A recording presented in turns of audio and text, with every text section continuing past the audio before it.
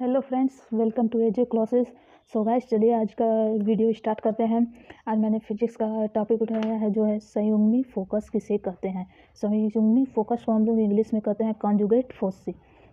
Conjugate होता क्या है इसके बारे में हम लोग डिस्कशन करेंगे कि कॉन्जुगेट फोकस किसे कहते हैं। तो सबसे पहले हम आपको एक फिगर दिखा रहे हैं। फिगर में अवतल लेंस है, अवतल मिरर दिया है, कॉन्केव मिरर दिया है और इधर हमने लेप लगाकर और यहाँ से इसके एक्सिस यहाँ पॉइंट पी है, पोल है, ये फोकस एफ है और ये इसका वक्रता केंद्र है मिरर का। और यहाँ पे मैंने एक ऑब्जेक्ट रखा है ओ डैश। ओ डैश से जो वो रे किरणें निकल रही हैं वो ए पॉइंट से टकराकर उस फोकस से होते हुए नीचे की तरफ आ रही हैं।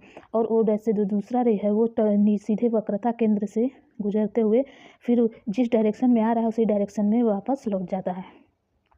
और अब ये दोनों पॉइंट यहाँ आई डैश पर ये दोनों पॉइंट एक दूसरे को इंटरसेक्ट कर रहे हैं। इंटरसेक्ट करने के बाद यहाँ पे इस ओ डैश का इमेज जो है यहाँ आई डैश पर बनता है। ओ डैश हमने सीधा रखा है लेकिन उसका इमेज यहाँ आई डैश पर उल्टा बनेगा।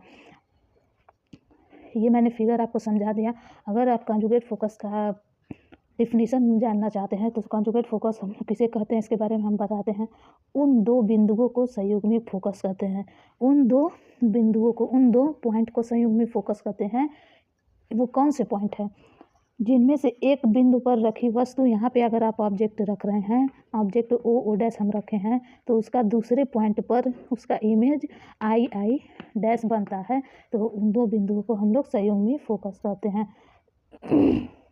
अगर बहुत ही इसे सरल भाषा में बताएं तो उन दो पॉइंट्स को संयुग्मी फोकस कहा जाता है जिनमें एक बिंदु पर रखी वस्तु का प्रतिबिंब दूसरे बिंदु पर बनता है।